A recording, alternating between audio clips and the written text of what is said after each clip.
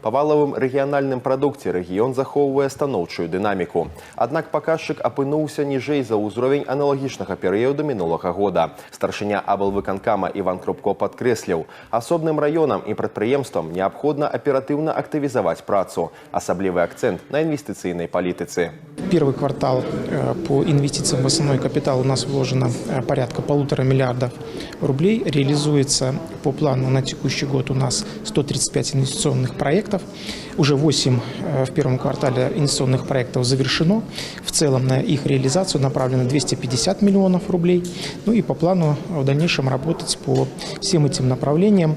Пользуются сегодня популярностью, мы это видим, у бизнеса льготные кредитные продукты, которые были предусмотрены правительством. Это и региональная инициатива, и туристический потенциал, технологическая самодостаточность. Сегодня уже 33 проекта включены в общий республиканский перечень, которые пользуются данными кредитными ресурсами.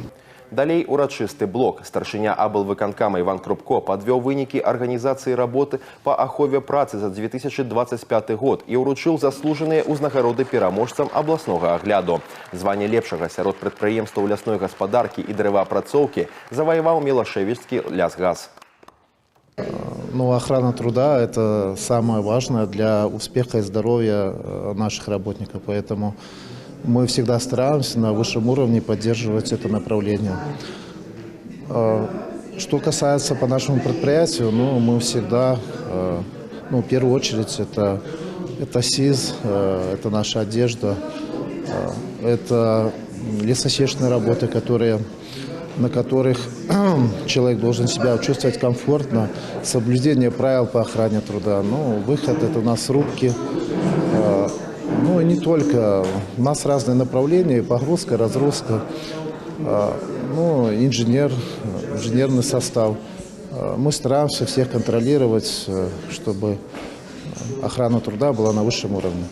Яшчэ одно важное дасягненне рэгіёна датычыцца навядзення парадку на зямлі. Намеснік прэм'ер-міністра Александр Терахаў уручыў рэспубліканскія ўзнагароды пераможцам агляду санітарнага стану і добраўпарадкавання населеных пунктаў па выніках 2025 года.